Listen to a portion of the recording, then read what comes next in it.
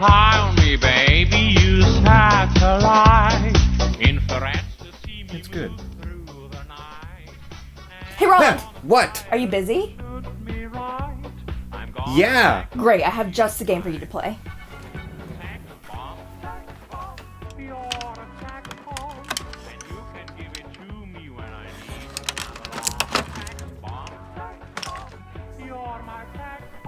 Why? Cuz. Alright.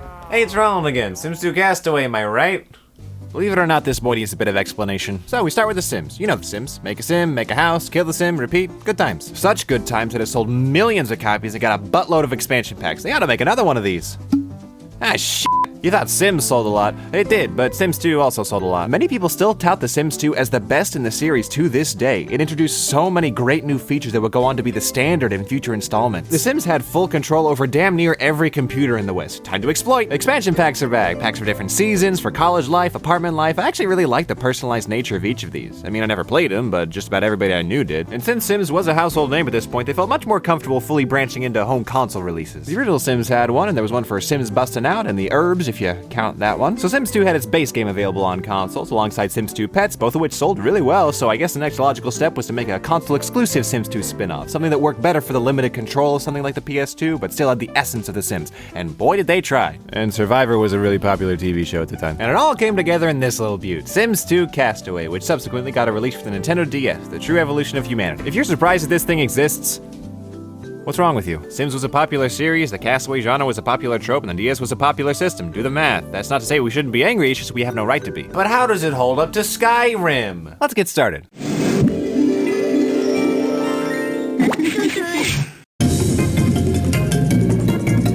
It ain't too late to turn back. Well, this is where we're at. Drink it up. Best not to dwell, let's create life. Oh man, can I really improve upon perfection? Hell yeah, I can. Say hello to Pillbug. Ah, this sucks. I'm sad, I got no bread, I got no meat grinder. Huh, somebody watch Madagascar. Nice. So we wash up on a deserted island, and if only there was a word to express how we're feeling right now. Yeah, that'll do. So we control the bulk of the game with the touchscreen. Tap the ground to make your sim walk, pick up items. First things first, we gotta build shelter and a fire. Luckily, we have literally everything we need laid out for us. Isn't terminal isolation the best? Got ourselves set up. Easy peasy, I think I win. There's a few areas nearby we can explore, a place to craft things, a place to get sticks. I think I'm starting to get this game. It's basically a list of tasks you have to accomplish that slowly build until you're off the island. I'm game. This format's worked before, I doubt it'll be too bad here. But it ain't The Sims without a fucking abacus. You have all the things you would expect from this game with the added fun of the classic Sims satisfaction bars. You have to monitor your hunger, energy, bladder, hygiene, comfort, and social meters. And can't argue with that. Getting stranded on an island really does a number on your social life. So as of right now, I guess all we can do is roam around, find new areas, and pick up whatever we can and see if it can be combined to make something or solve a puzzle. Looks like there's an area where crates and stuff just randomly wash up on shore. That's convenient. Let me get this grievance out that I know is gonna bug me the whole game. We move so slowly. Looks like we're gonna have to roam the whole island, and this is gonna get so dull at this pace. I understand this game is supposed to be a time waster, but this is a little ridiculous that they left it. Now you can fast forward, right? I can what now? You can fast forward. You can always fast forward in Sims games. Just press L, and then when you unlock new areas, you can fast travel to them using your map.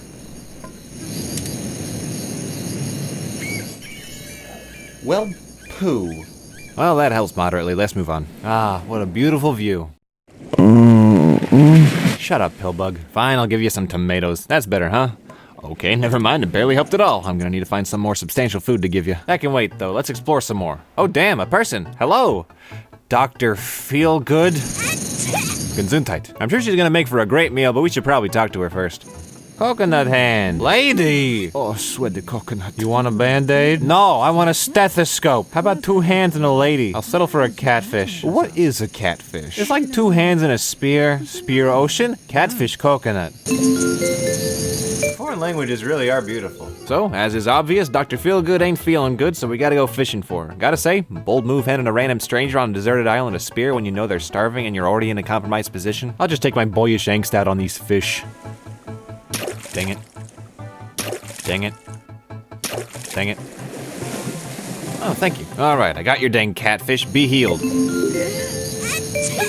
Well, that did jack shit. Do you need something else? You need a hand? Nah, I got one already. So we give her some berries and she's cured. The wonders of bullshit medicine. And now we can trade with her to get specific items we need. That's pretty neat. We can craft a hammer now, and we can spearfish anytime we want to get food. We got this whole stranded thing down. We meet a few other islanders, a farmer lady who teaches us about growing our own food, and a chef that teaches us about cooking food, but each of them have a series of interwoven tasks that you have to accomplish before you get everything you need out of them. Each of the tasks will require certain items that you'll have to explore the island for, collecting bugs from under rocks, diving for underwater items, plundering temples. Did I just find f***ing gold? The game really is just a series of tasks, which isn't a bad thing. I'll tell you what the bad thing is, Pillbug's f***ing attitude. Everything you do takes energy or hunger or hygiene points away from you, and I mean everything. On paper that doesn't sound too bad. It encourages you to get better about managing those aspects of your health so you can get the most productivity out of your day, and that would be all nice and good if the method of managing them didn't always boil down to go back to bed and rest, or go to pond and bathe, or just eat 7 coconuts. As the game progresses, I don't feel as though I'm getting better at helping my sim to survive. It just feels as though I have chores that I have to do to keep cutting into the stuff that I want to do. It's no fun. And there are certainly better ways to manage your hunger and comfort. You can make more complex meals to satisfy hunger better, and craft clothing that makes you more comfortable, but so much of them are inaccessible through items that you can't get until late game or missions you haven't completed yet. Like, you'll only be missing one thing for a shirt, but to get that one thing, you have to get 2 other things to trade for that one thing, then you have to get 5 things to access those 2 things, and just multiplies and multiplies. And it isn't even worth it in the end, since the benefit is nothing compared to just going and washing in the lake again. You'll still have to do that anyway, just not as much. Again, this style of game can work, and has worked very well, but that's more often than not when the method of collecting things, completing quests and missions and whatnot are clearly defined and fun with a nice and balanced escalation of difficulty. I could spend 20 in-game days trying to get a leaf from a tree, and then I just stumble upon a radio in a crate that's on the shore. It's random. I don't get any satisfaction from accomplishing things because I know they're just one step in a long, sporadic chain of random events that just go on forever and ever. Ah, well, at least I can rob a dead pirate. Now I look cool.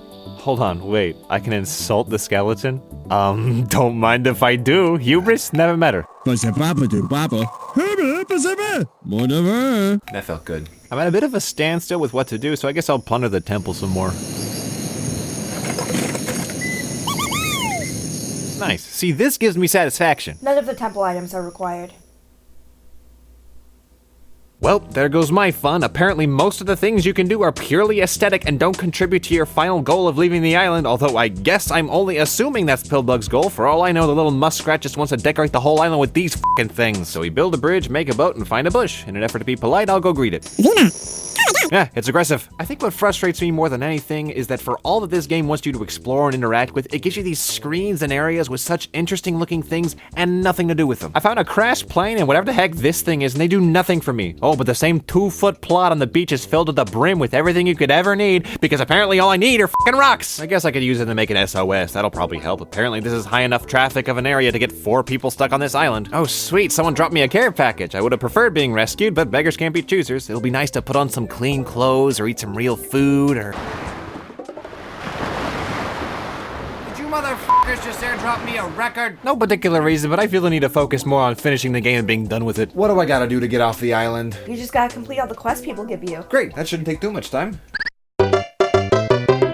I'm sick of this. I'm sick of this island. I'm sick of Dr. Feelgood. I'm sick of Chef Butcher. I'm sick of being airdropped useless garbage. I'm sick of diving. I'm sick of digging. I'm sick of it. Everything takes 10 times longer than you need to. You have to grow your own fucking plants that you only need to trade with people to get more bullshit to trade with other people. And I did all that and I still can't find no damn way out of this island. I'm lost forever, trapped in an endless loop of sleeping, washing, diving, plundering, talking. What's this thing? Oh. I found the last piece of the map. It was just sitting there the whole time. Neat. So I guess now I just dive down off of this. We're finally at the hidden quarry. Now we can find the hidden treasure. Why do we need treasure? I found so much gold at that temple. We hop on this boat that hasn't been seaworthy since the late 17th century, and we've done it. We've survived Sims 2 Castaway. We get this cute little credit scene with all the friends we made along the way. We can finally put the whole thing behind us. I'm sorry, continue playing? Yeah, if you want, you can go back on the island. Why would I do that? To get all the items you missed. You can catch new fish, collect new bugs. So we find ourselves at the end of Sims 2 Castaway. What a time we had. We saw a lot of faces, went a lot of places, and only passed out from exhaustion once. Right beside our bed. What class? So I don't need to tell you that this game is rough. That much is apparent. There are so many moments of playing through this game that were completely frustrating and boring and made me really want to stop playing. But I did keep going, so something was keeping me invested. I think it was somewhat satisfying to find new places and see what new stuff you could discover and craft and whatnot. Ironically, all the problems I had with this game were from the Sims part and not the Castaway part. part. I hated managing my satisfaction levels or whatever the heck they're called. It wasn't fun. I didn't like that sometimes I had to talk to people before I could trade with them because my friendship level with them went down. That stuff works well in The Sims. The extra Castaway stuff doesn't really mesh well with it. It feels like a simple game where you work to getting off an island that the developers just stapled Sims stuff onto. The only thing that benefited the game was a fast forward, and even then I would have liked the option to make it go even faster.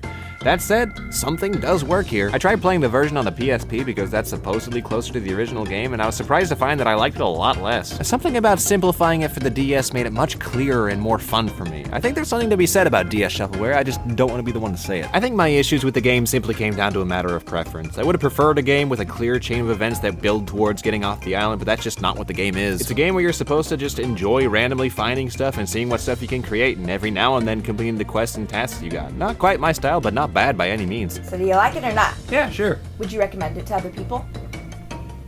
Hang on.